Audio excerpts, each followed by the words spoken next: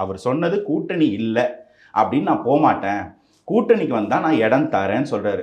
Which means எனக்கு எல்லாமே வேணுன்ற ஆசை அவர்கிட்ட இல்லை.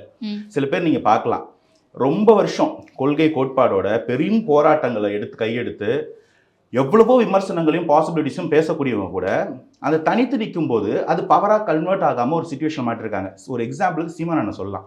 ரொம்ப பெரிய தைரியசாலி, ரொம்ப பெரிய கொள்கைவாதி. ஆனால் அவர் ஃபேஸ் பண்ணக்கூடிய ப்ராப்ளம்ஸாக இருக்கட்டும், இல்லாட்டி அவரால் அந்த பவருக்குள்ளே போக முடியாமல் ஷேர் ஆஃப் ஓட்ஸ் வாங்கி ஒரு ஷேர் ஆஃப் சீட் வாங்க முடியாதால அவர் இன்னும் ஷைன் ஆகலை அப்படின்றத ஏற்றுக்க முடியுது இல்லைங்களா? அது அந்த கட்சிக்குள்ளேயும் பல பிளவுகளை ஏற்படுத்துறதை பார்க்க முடியுது. ஸோ என்னதான் நீங்கள் மாற்றத்தை பற்றி பேசினாலும் வாட் கவுண்ட்ஸ் அப்படின்னு பார்த்தீங்கன்னா ஓட்டு, எவ்வளோ சீட்டு, அதில் நீங்கள் போய் ஆட்சியில் என்ன பண்ண முடியுது அப்படின்றது தான் கேள்வி. ஸோ ப்ரையாரிட்டி என்னென்னா ஜெயிக்கிறது. இந்த ஜெயிக்கிறதுல யாரை ஜெயிக்கணும், யாரை ரீப்ளேஸ் பண்ணணும். ஸோ இந்த லைன் தாவேக்கால ரொம்ப கிளியராக இருக்குது. மீதி எல்லாமே 4 தான் முடிவு பண்ணணும்.